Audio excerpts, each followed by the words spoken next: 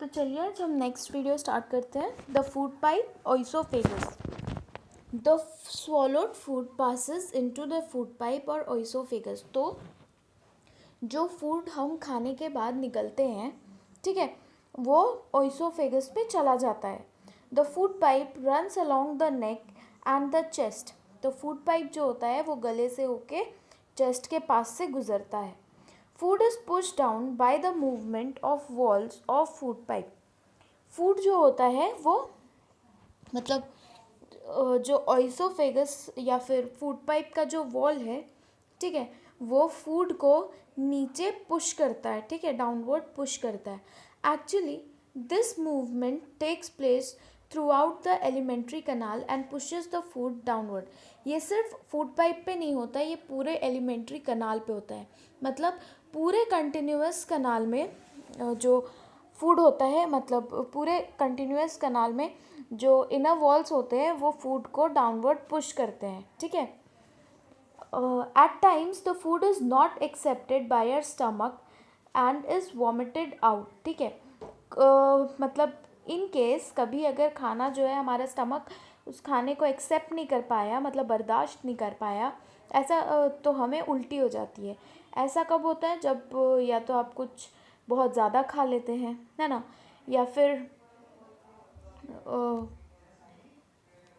या फिर कुछ ऐसा खा लेते हैं जो पचता नहीं है, तो वो वॉमिट हो जाता है, मतलब उल्टी हो जाती है। Recall the instances when you vomited after eating and think of the reason for it.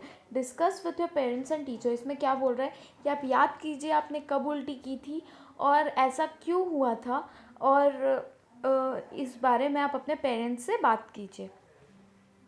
Now तो फूड पाइप या ओइसोफेगस से हमने क्या सीखा, क्या पता चला हमें?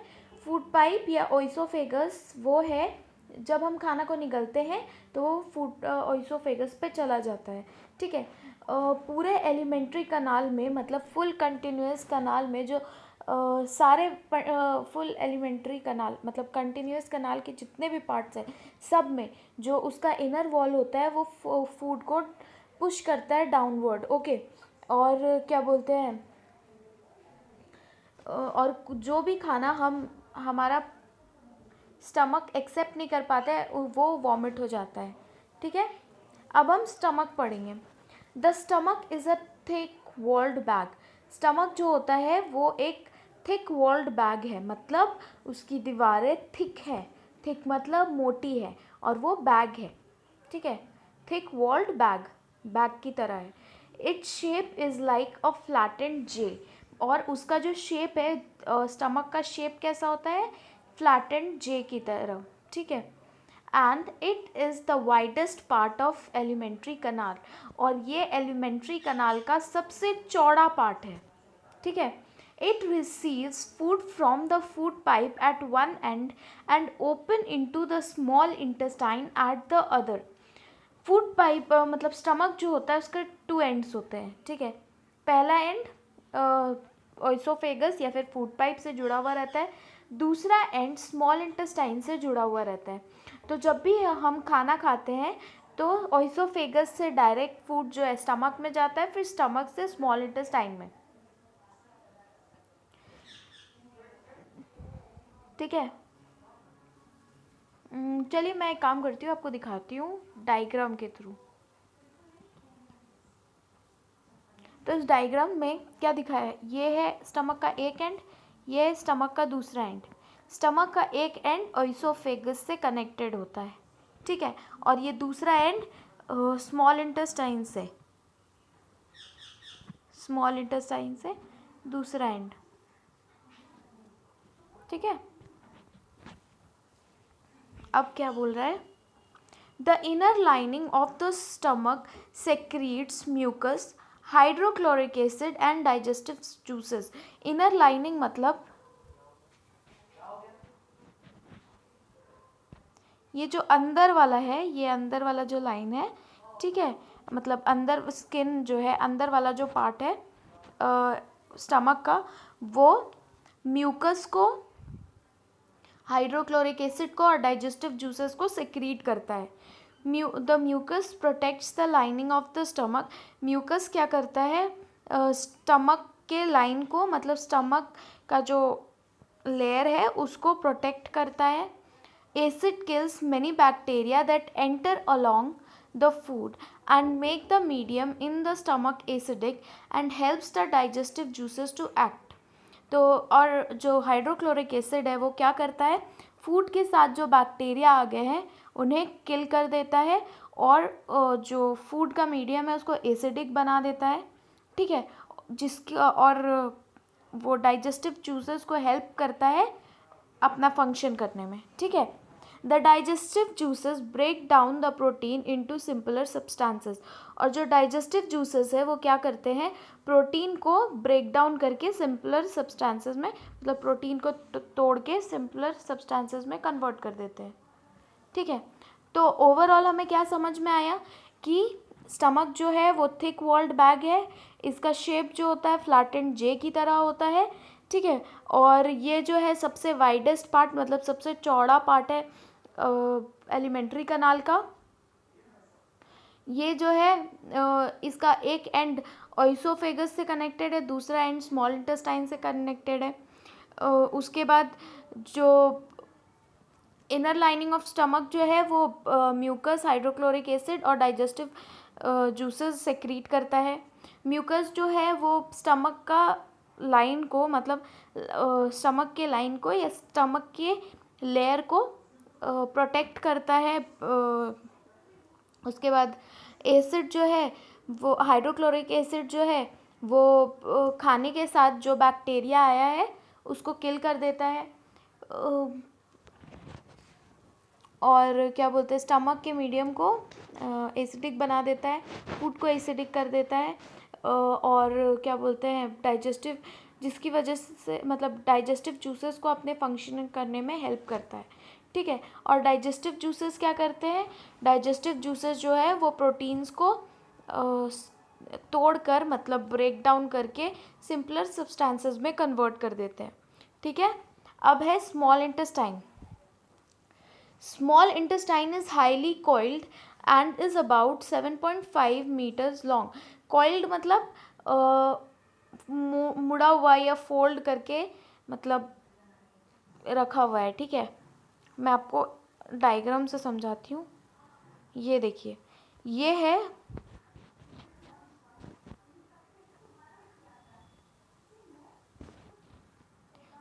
Small intestine. देखिए ये सब कैसे एकदम मुड़ा उड़ा मतलब एक साथ रखा हुआ है, ठीक है, मतलब ये कॉइल्ड है, कॉइल्ड किया हुआ है, ठीक है।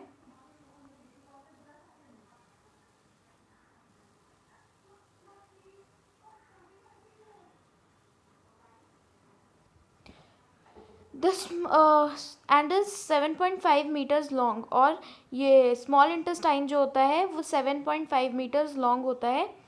It receives secretion from liver and pancreas. ये जो है लिवर और पैंक्रियाज जो सेक्रीट करते हैं, जो जूसेस सेक्रीट करते हैं, सेक्रीट मतलब छोड़ते हैं, उन्हें रिसीव करता है ये, ठीक है।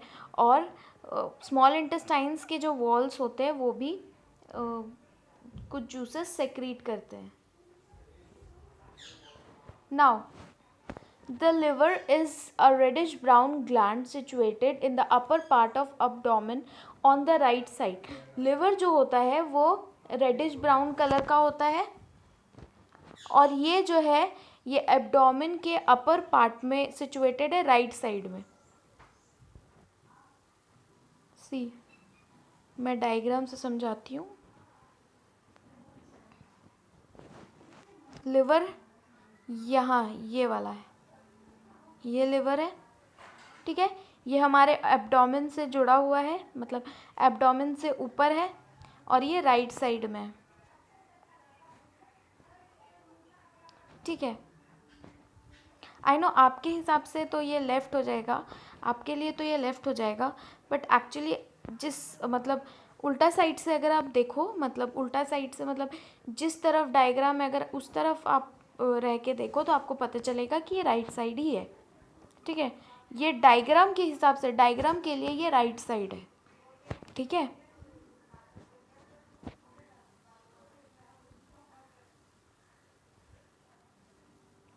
Now it is the largest gland in the body, और ये जो है ये लार्जेस्ट ग्लैंड होता है बॉडी का।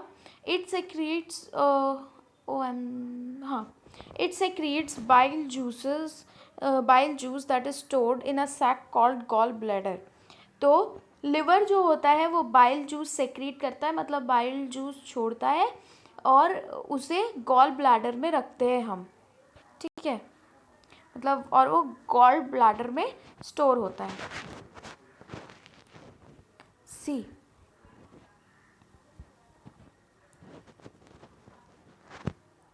ये है गॉल ब्लैडर, ये okay.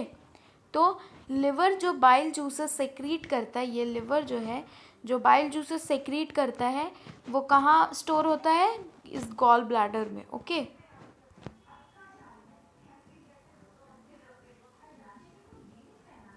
Okay,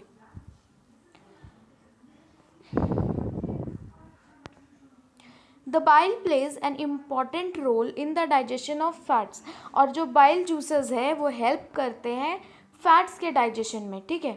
the pancreas is a large cream coloured gland located just below the stomach. Pancreas जो होते हैं वो लार्ज होते हैं, क्रीम कलर के ग्लैंड होते हैं जो स्टमक के जस्ट नीचे होते हैं, ठीक है। ये देखिए, ये है पैंक्रियाज, ये कहाँ है, ये कितने बड़े हैं, सी, और ये स्टमक के जस्ट नीचे है ना। उसके बाद the pancreatic juice acts on carbohydrates, fats and proteins and changes them into simpler form. तो इससे हमको क्या पता चल रहा है कि पैंक्रियाज क्या करता है, पैंक्रियाटिक जूस सेक्रीट करता है, ठीक है। और पैंक्रियाटिक जूसेस क्या करते हैं, कार्बोहाइड्रेट, फैट्स, प्रोटीन्स को सिंपलर ब्रेक डाउन करके सिंपलर फॉर्म में कन्वर्ट करते हैं, ठीक है। The partly digested food now reaches the lower part of small intestine, where the intestinal juice completes the digestion of all component of food. The carbohydrates get broken into simple sugars such as glucose, fats into fatty acid and glycerol, and proteins into amino acid. तो क्या बोल रहा है, ये जो partly digested food है, मतलब half digested food जो है, मतलब फूड का कुछ पार्ट ही मतलब डाइजेस्टेड है, ठीक है। तो ये जो पार्टली डाइजेस्टेड फूड है ये lower part of small intestine, ठीक है, मतलब स्मॉल इंटेस्टाइन के लास्ट पार्ट पे पहुंचता है, ठीक है। Where the intestinal juice completes the digestion of all components of food, जहाँ पे जो इंटेस्टिनल फूड है वो खाने को पूरी तरह से डाइजेस्ट कर देते हैं, ठीक है। The carbohydrate gets broken into simple sugar, carbohydrate जो होता है वो सिंपल शुगर में कन्वर्ट कर दिया जाता है, मतलब ब्रेक कर दिया जाता है, जैसे ग्लूकोज। फैट्स जो होते हैं उन्हें फैटी एसिड एंड ग्लाइसिरॉल में कन्वर्ट कर दिया जाता है, और प्रोटीन्स जो होते हैं उन्हें अमाइनो एसिड में कन्वर्ट कर दिया जाता है। तो ओवरऑल हमें क्या पता चला स्मॉल इंटेस्टाइन से, कि स्मॉल इंटेस्टाइन जो होता है वो हाईली कॉइल्ड होता है, 7.5 मीटर्स लॉन्ग, और ये जो होता है वो लिवर और पैंक्रियाज से जो डाइजेस्टिव जूसेस सेक्रीट होते हैं उन्हें रिसीव करता है, और क्या बोलते हैं, पैंक्रियाज सॉरी स्मॉल इंटेस्टाइन, मतलब इंटेस्टाइन से इंटेस्टाइन जो होते हैं उनके वॉल्स भी कुछ जूसेस सेक्रीट करते हैं। उसके बाद लिवर क्या होता है, लिवर जो होता है, ओके, तो लिवर क्या होता है, रेडिश ब्राउन ग्लैंड होता है, और ये जो है वो हमारे एब्डोमेन के ऊपर होता है, राइट साइड में होता है। और लिवर बाइल जूसेस सेक्रीट करता है जो गॉल ब्लैडर में स्टोर्ड होते हैं, और लिवर मतलब बाइल जूसेस किस चीज़, बाइल बाइल जूसेस बहुत इंपॉर्टेंट होते हैं फैट्स के डाइजेशन में। अब पैंक्रियाज क्या होता है? पैंक्रियाज जो है वो क्रीम कलर का लार्ज ग्लैंड है, और ये जो है वो स्टमक के जस्ट नीचे होता है। ये पैंक्रियाज जो होते हैं वो पैंक्रियाटिक जूसेस सेक्रीट करते हैं, जो हेल्प करता है कार्बोहाइड्रेट, फैट्स, प्रोटीन्स को क्या बोलते हैं, ब्रेक डाउन करने में और इन्हें सिंपलर फॉर्म्स में कन्वर्ट करने में।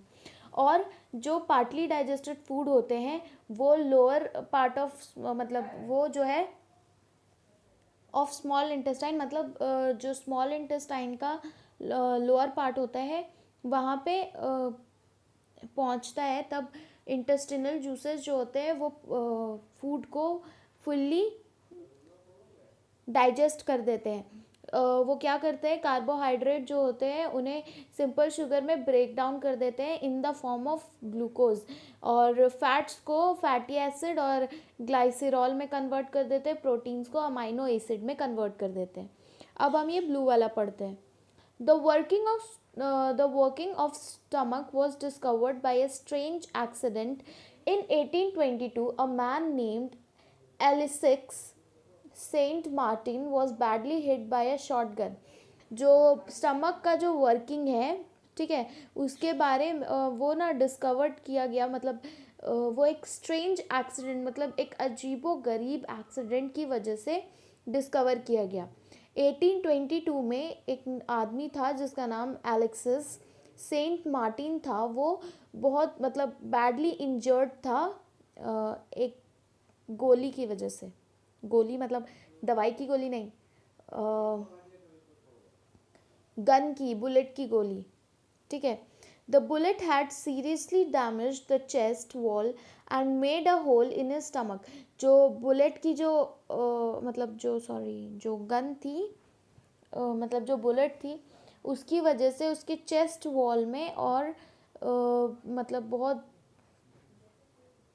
ज़ोर का हर्ट हुआ था, मतलब बहुत ज़्यादा डैमेज हो गया था, और उसके स्टमक में एक होल हो गया था, एक छेद हो गया था। तो he was brought to an American army doctor William Beaumont, और उन्हें एक American army doctor William Beaumont के पास ले जाया गया। The doctor saved the patient, but he could not close the hole properly and left it bandaged. जो doctor जो है उस पेशेंट को उसने बचाया, पर वो उस होल को जो उसके स्टमक में हुआ था उसको पूरी तरह से बंद नहीं कर पाया, तो उसको वो बैंडेज ही छोड़ दिया, मतलब बैंडेज करके उसको छोड़ दिया। Beaumont took it as a great opportunity to see the inside of stomach through the hole. He made some wonderful observation. Beaumont जो है उसको ये बहुत अच्छा अपॉर्चुनिटी लग रहा था, बहुत बड़ा अपॉर्चुनिटी लग रहा था ये जानने के लिए कि स्टमक के अंदर क्या होता है। Beaumont found that the stomach was churning food. Its walls secreted a fluid which could digest the food. He also observed that the end of stomach opens into the intestine only after the digestion of food inside the stomach is completed. तो उसने देखा कि stomach में खाना जो हो रहा है वो पच रहा है। वो देख रहा था कि स्टमक जो है वो कुछ फ्लूइड जो है, फ्लूइड मतलब कुछ लिक्विड जैसा सेक्रीट कर रहा है, छोड़ रहा है, जिस जो खाने को डाइजेस्ट कर रहा है। और वो ये भी देखा कि जो एंड ऑफ स्टमक है, मतलब स्टमक का जो निचला हिस्सा है, मतलब नीचे वाला हिस्सा है, या सेकेंड एंड जो बोल रहा है, जो स्मॉल इंटेस्टाइन से कनेक्टेड है, वो तभी खुलता है जब स्टमक में फूड पूरी तरह से डाइजेस्ट हो चुका होता है, ठीक है। अब हम पढ़ेंगे absorption in the small intestine. The digested food can now pass into the blood vessels in the wall of the intestine. तो जो digested food है वो अब क्या होता है, blood vessels में मतलब अब जो digested food है वो blood vessels में जाते हैं through the walls of intestine, ठीक है, इंटेस्टाइन के वॉल्स के थ्रू, और इस प्रोसेस को हम एब्जॉर्प्शन कहते हैं. The inner wall of small intestine have thousands of finger like outgrowth, these are called villi. ठीक है, तो क्या कह रहा है कि जो inner wall of small intestine है, मतलब कि स्मॉल इंटेस्टाइन का जो अंदर का वॉल है उसमें thousands of finger like outgrowth, मतलब उसमें ना उंगलियों जैसे छोटे छोटे मतलब कुछ मतलब उंगलियों जैसे कुछ कुछ वहाँ पे उगा हुआ टाइप का है, मतलब आप समझ लो कुछ ऐसा. I am sorry. जैसे अगर ये है स्टमक का वॉल, ठीक है, स्टमक सॉरी इंटेस्टाइन का वॉल, तो उसमें ऐसे ऐसे ऐसे ऐसे कुछ फिंगर जैसा खूब सारा उगा हुआ है. ठीक है, तो इसके ग्रुप को हम विली कहते हैं, और किसी एक पर्टिकुलर को बोलोगे तो उसे विलस कहते हैं. ठीक है.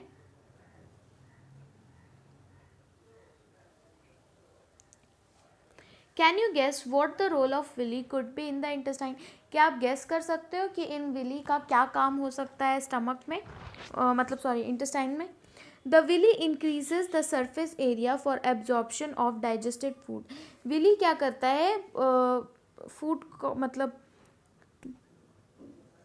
सरफेस एरिया को इंक्रीज कर देता है. ठीक है, ताकि डाइजेस्टेड फूड को एब्जॉर्ब किया जाए, मतलब जो एब्जॉर्प्शन प्रोसेस है वो हो सके. एब्जॉर्प्शन प्रोसेस क्या होता है, जिसमें डाइजेस्टेड फूड जो है वो ब्लड वेसल्स में भेजा जाता है through the walls of intestine. ठीक है, तो each villus has a network of thin and small blood vessel close to its surface. जो मतलब हर विलस, मतलब हर एक विलस में विलस जो होता है वो उसके मतलब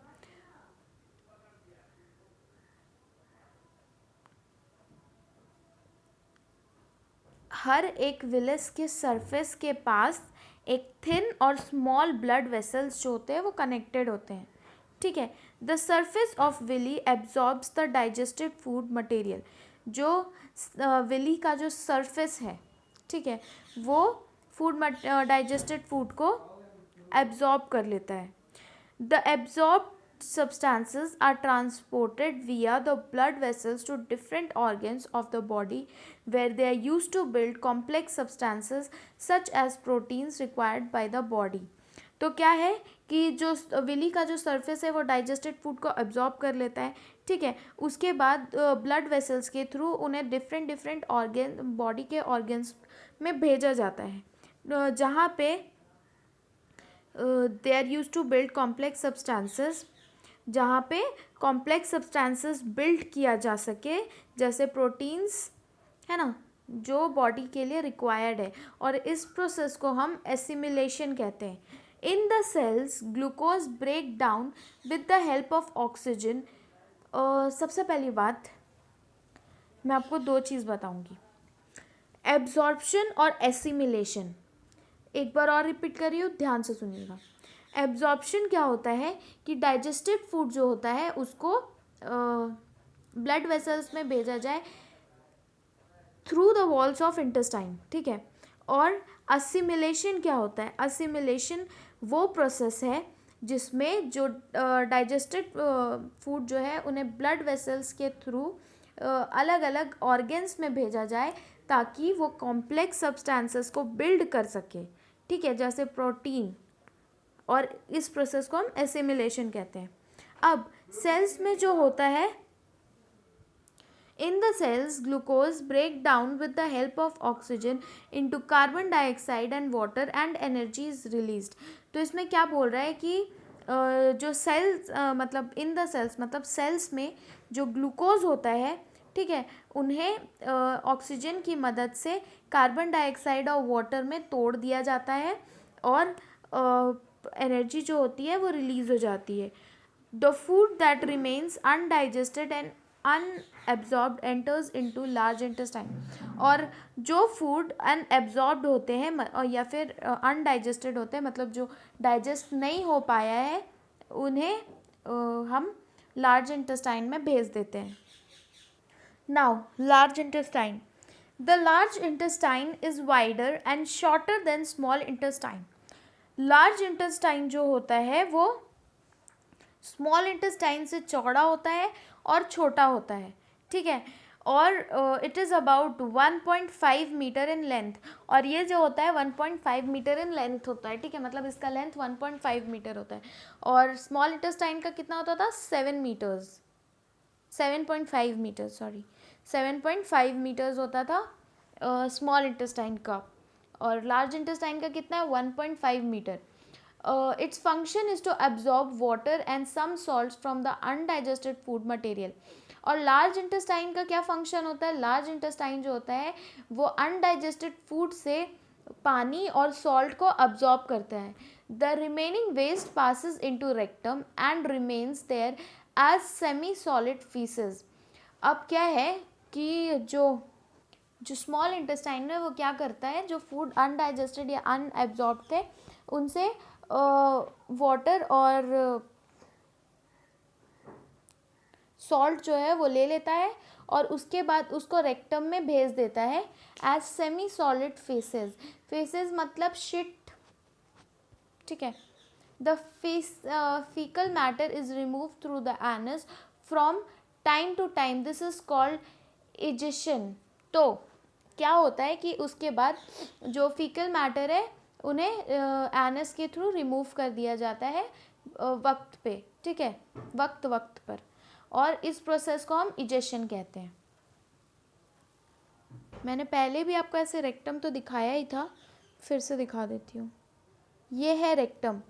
तो जो अनडाइजेस्टेड फूड है जिससे large intestine water and salt ले चुका है उसे फिर यहाँ पे रेक्टम में छोड़ दिया जाता है, ठीक है. फिर धीरे धीरे टाइम टू टाइम एनस के थ्रू निकल जाता है, ठीक है. और इस प्रोसेस को हम क्या कहते हैं? इजेशन. तो ऑल ओवर हमें लार्ज इंटेस्टाइन से ये पता चला कि ये लार्ज इंटेस्टाइन जो होता है वो स्मॉल इंटेस्टाइन से चौड़ा होता है और छोटा होता है. ये 1.5 मीटर लॉन्ग होता है. और ये जो है अनडाइजेस्टेड फूड या अनएब्जॉर्ब फूड से वाटर और सॉल्ट जो है उसको ले लेता है, एब्जॉर्ब कर लेता है. और बाकी जो रिमेनिंग वेस्ट है उसको रेक्टम में छोड़ देता है as solid semi solid faeces. उसके बाद टाइम टू टाइम वो एनस के थ्रू वो जो फीकल मैटर है वो धीरे धीरे निकल जाता है. और इस प्रोसेस को हम इजेशन कहते हैं. Now digestion in grass eating animals. अब हम ग्रास ईटिंग एनिमल्स में डाइजेशन के बारे में पढ़ेंगे. Have you observed cows, buffaloes and other grass eating animals chewing continuously even when they are not eating? क्या आपने देखा होगा, मतलब आपने कभी देखा है काउस को, बफेलोज को या अदर ग्रास ईटिंग एनिमल्स, मतलब या फिर कुछ और ऐसे जानवर जो ग्रास खाते हैं, मतलब घास खाते हैं, chewing continuously even when they are not eating. उन्हें चबाते हुए, जब वो नहीं भी खा रहे तब भी वो चबाते रहते हैं कुछ ना कुछ. Actually they quickly swallow the grass and store it in a part of stomach called rumen. तो वो क्या करते हैं कि वो जो तुरंत ही, मतलब जैसे वो ग्रास खा रहे तो ग्रास को क्या करते हैं वो डायरेक्ट निगल जाते हैं और स्टमक के र्यूमेन, उनके स्टमक में एक र्यूमेन नाम का पार्ट होता है, वहाँ पे स्टोर करते हैं. Here the food gets partially digested and is called cud.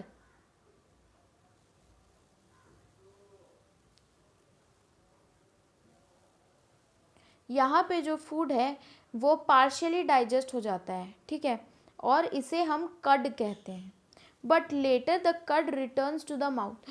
तो ये र्यूमेन में जो फूड मतलब एनिमल्स क्या करते हैं, डायरेक्टली जो फूड है उसको निगल लेते हैं और वो र्यूमेन में जाके स्टोर हो जाता है. र्यूमेन में फूड जो है पार्शियली डाइजेस्ट होता है, ठीक है, मतलब उसका कुछ पार्ट ही डाइजेस्ट हो पाता है, उसको हम कड कहते हैं. उसके बाद ये जो कड है, मतलब पार्शियली डाइजेस्टेड फूड जिसको हम कड कह रहे हैं, वो माउथ में वापस रिटर्न हो जाता है इन स्मॉल लम्स, मतलब छोटे छोटे कोर में। And the animals choose it, उसके बाद एनिमल क्या करते हैं, उसे च्यू करते हैं, मतलब चबाते हैं। This process is called rumination, और इस प्रोसेस को हम लोग र्यूमिनेशन कहते हैं। और and these animals are called ruminants, और इस तरह के एनिमल्स को हम र्यूमिनेंट्स कहते हैं। The grass is rich in cellulose, a type of carbohydrate. Grass जो होता है उसमें बहुत सारा सेल्यूलोज होता है। सेल्यूलोज क्या होता है, वो एक तरह का कार्बोहाइड्रेट है। In ruminants like cattle, deer etcetera, bacteria present in rumen helps in digestion of cellulose.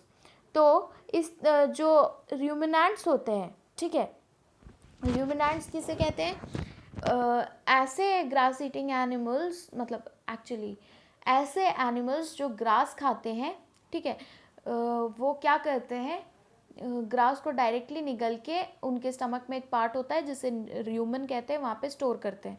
र्यूमन जो होता है वो फूड को पार्शियली डाइजेस्ट करता है, फिर और ये पार्शियली डाइजेस्टेड फूड को हम कड कहते हैं। ये एनिमल्स क्या करते हैं, कड को मुंह में वापस लेते हैं, उसे च्यू करते हैं।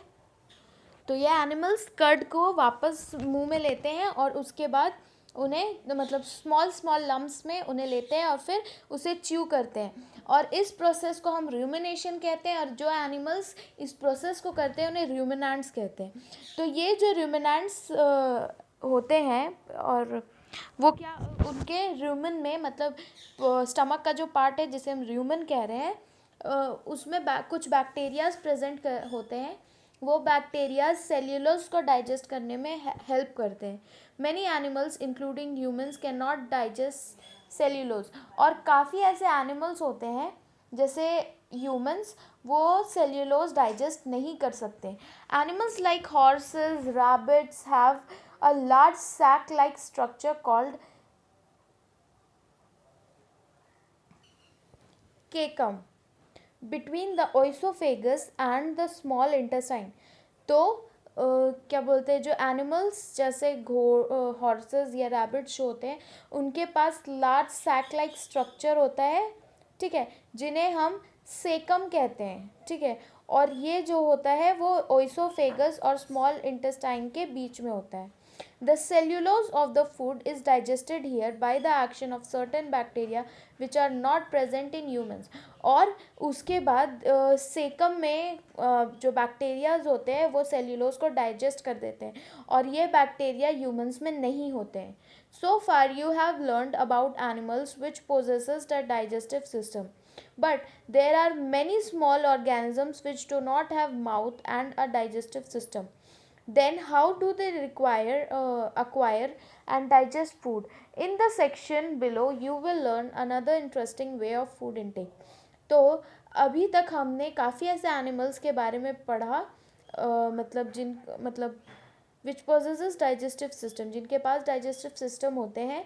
But there are many small organisms, पर काफ़ी ऐसे स्मॉल ऑर्गेनिजम्स होते हैं जिनके पास मुंह नहीं होता है, डाइजेस्टिव सिस्टम नहीं होता है। तो वो कैसे खाना जो है एक्वायर करते हैं या डाइजेस्ट करते हैं, तो हम नीचे के सेक्शंस में उनके बारे में पढ़ेंगे। Okay, now feeding and digestion in amoeba.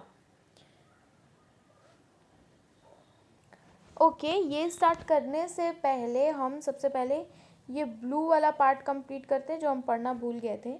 Diarrhoea. Sometimes you may have experienced the need to pass watery stool frequently. This condition is known as diarrhea. It may be caused by an infection, food poisoning or indigestion. ठीक है, तो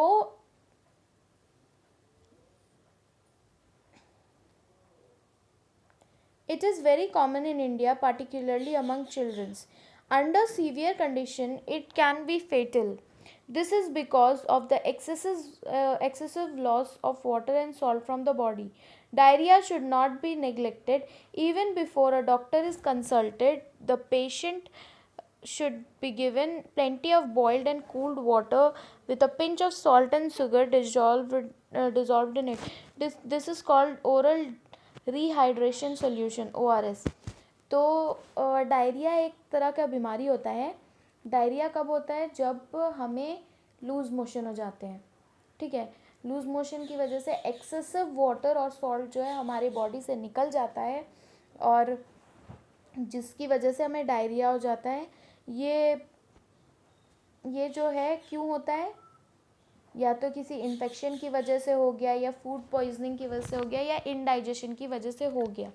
तो हमें मतलब doctor से consult करना चाहिए और खूब मतलब plenty of boiled and cooled water, मतलब बहुत सारा गर्म पानी और ठंडा पानी पीना चाहिए. Okay, boiled and cooled water मतलब कि बॉईल करके, बहुत सारा पानी बॉईल करने के बाद उसको ठंडा करके उसमें एक पिंच सॉल्ट और शुगर डिज़ोल्व करके उसे पीना चाहिए. उसे हम ओरल रिहाइड्रेशन सॉल्यूशन कहते हैं, जिसे ORS कहते हैं. अभी तो मार्केट में भी ORS बहुत मिलते हैं. Now, feeding and digestion in amoeba.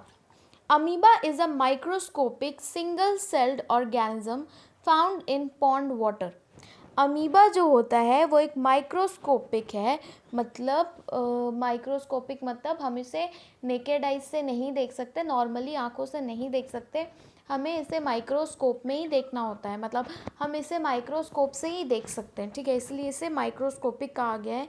Single celled organism मतलब इसमें एक ही सेल है इस ऑर्गेनिज्म में.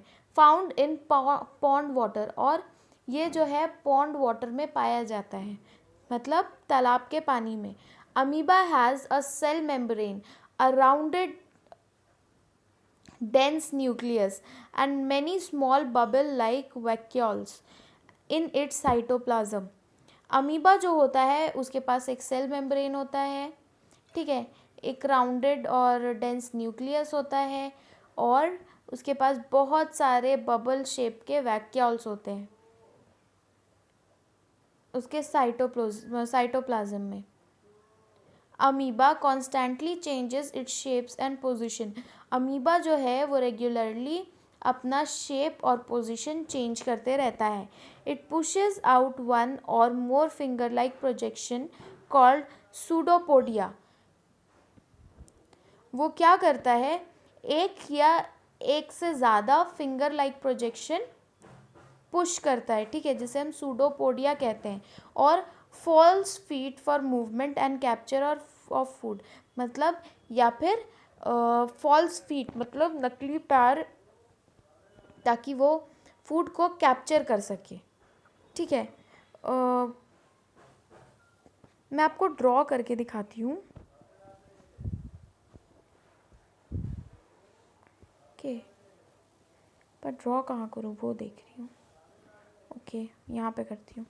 जैसे ये अमीबा है, ये इसका न्यूक्लियस है. जब भी थोड़ा देर बाद वो क्या करेगा, जैसे उसको फूड कैप्चर करना है तो सब कुछ वैसे ही रहेगा. ये जो पार्ट है ना, इसको थोड़ा सा इससे बड़ा कर देगा ताकि फूड को ये अंदर ले सके. ठीक है,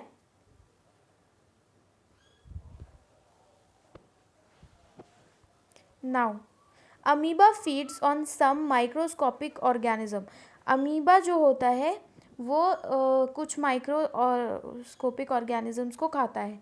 When it senses food, it pushes out pseudopodia around a food particle and engulfs it.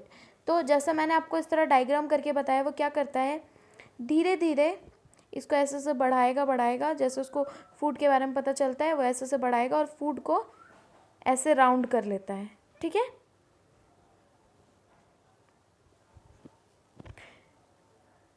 The food becomes trapped in food vacuole.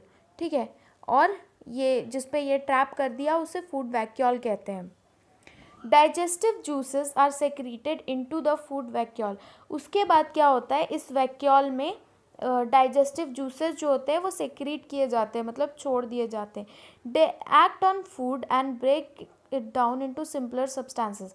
अब डाइजेस्टिव जूसेस क्या करते हैं, फूड को सिंपलर सब्सटेंसेस में कन्वर्ट कर देते हैं. Gradually the digested food is observed, उसके बाद ये जो फूड डाइजेस्ट हो गया उसे ये अमीबा एब्जॉर्ब कर देता है. The absorb substances are used for growth, maintenance and multiplication. अब ये क्या बोलते हैं, ये जो एब्जॉर्ब फूड है, ठीक है, डाइजेस्ट होने के बाद एब्जॉर्ब हो गया. अब एब्जॉर्ब होने के बाद मतलब ये जो है बॉडी का ग्रोथ के लिए, मेंटेनेंस के लिए और मल्टीप्लिकेशन के लिए हेल्प किया. मल्टीप्लिकेशन मतलब बॉडी का डबल हो जाना, मल्टीप्लाई हो जाना, मतलब बहुत सारे पार्ट्स में टूट जाना. अमीबा क्या होता है, वो धीरे धीरे बहुत सारे पार्ट्स में धीरे धीरे टूटता जाता है, ठीक है. The undigested residue of food is expelled outside by the vacuole, और जो फूड डाइजेस्ट नहीं हो पाया उसे हम वैक्यूल से बाहर निकाल देते हैं. The basic process of digestion of food and release of energy is same in all animals. तो जो बेसिक प्रोसेस ऑफ डाइजेशन है वो सारे एनिमल्स में सेम ही होता है. In a later chapter you will learn about the transport of food absorb by the intestine to various parts of body. और आगे हम इसके बारे में और भी कुछ जानेंगे, ठीक है, कि कैसे फूड जो है ट्रांसपोर्ट होता है या इंटेस्टाइन में एब्जॉर्ब होता है, ठीक है, और बॉडी के काफ़ी पार्ट्स के बारे में भी जानेंगे. So in this way we have completed chapter 2, that is nutrition in animals. Congratulations.